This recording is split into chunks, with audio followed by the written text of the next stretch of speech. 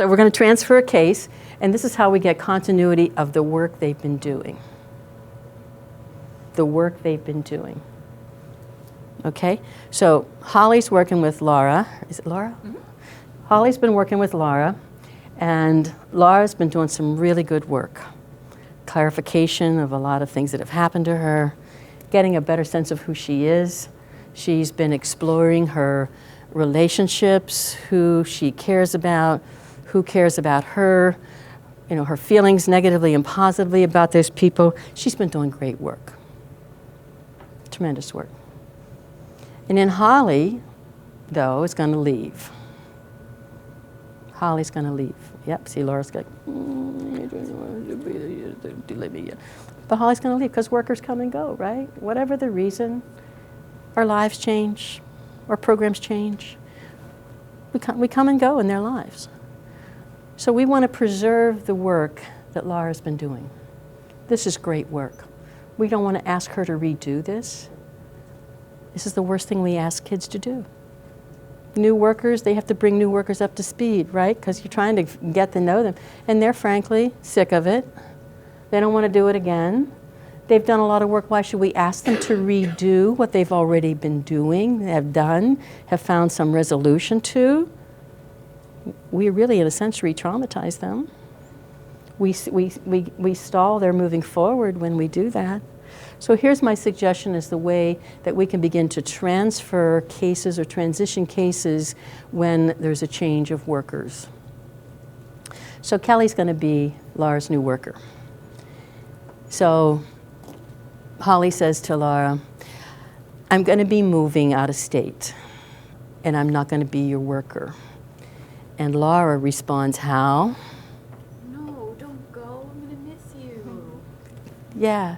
No, don't go. I'm going to miss you. Well, good riddance. You were no help anyway. Well, fine. See if I care. You know, kids have all these reactions, right?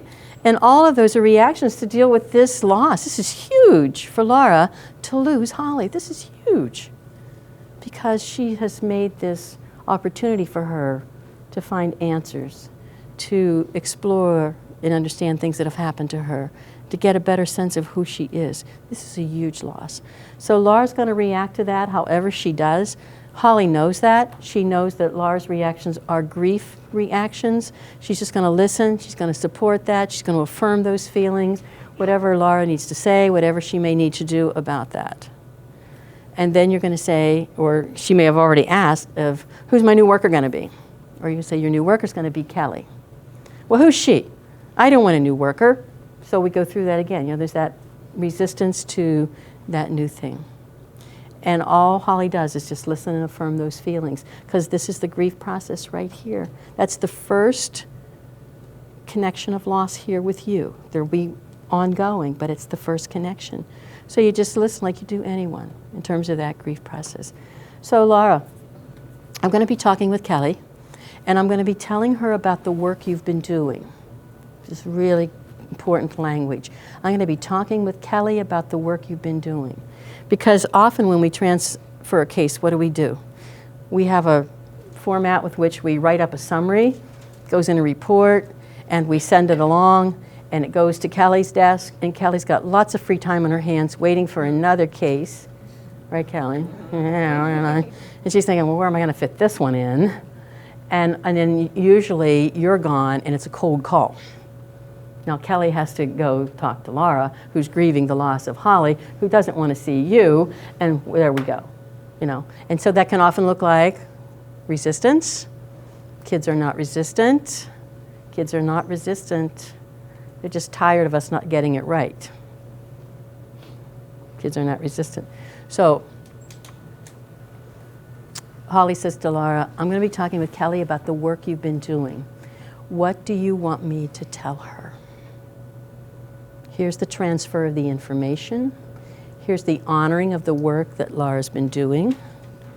What do you want me to tell her about the work you've been doing? That's the conversation with them. And it's also a great opportunity for Holly to affirm and validate and recognize the great work Laura's done, because she's not where she was when they started. she gives her the point of reference. Yeah, when you started, remember, this is what you were feeling, and this is what you thought, and you're not there anymore. This is a great opportunity to do some kind of a review or a reflection on the great work that they've been doing. So I'll tell her those things, Laura. Is there anything you don't want me to tell her? I think this is one of the most important things about honoring the trust they have of us. Laura has shared things with Holly in the context of their relationship, in the context of the work that she's been doing, and Laura doesn't want anyone else to know that. Just like any therapeutic relationship. Not need, unless it's a disclosure, it doesn't need to be reported, because then it comes out of context. Some things are not mine to tell. If Laura wants Kelly to know that, she'll share that with her down the road. So is there anything you don't want me to tell her? It honors the work she's been doing. It honors that relationship. So Holly calls Kelly, or you're in the same office, and you say, Kelly, here's the work that Laura's been doing in clarification.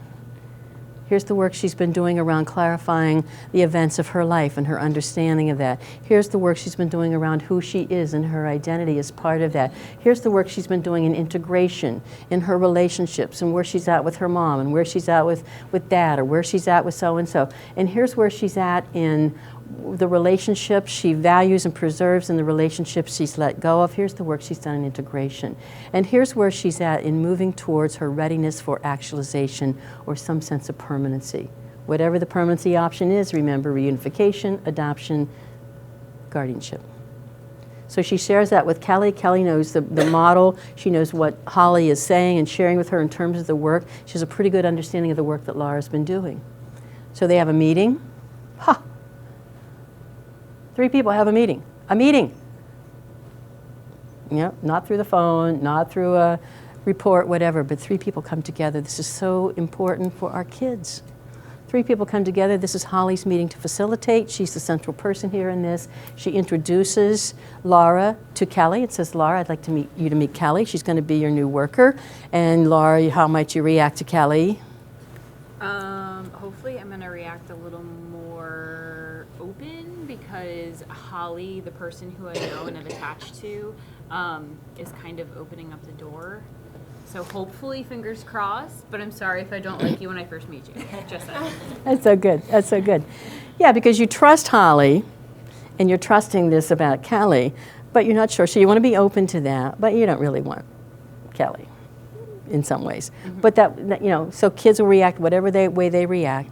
And so for you, Holly, it's you facilitate that meeting, you introduce them, and then you say, Laura, here's what I told Kelly about the work you've been doing.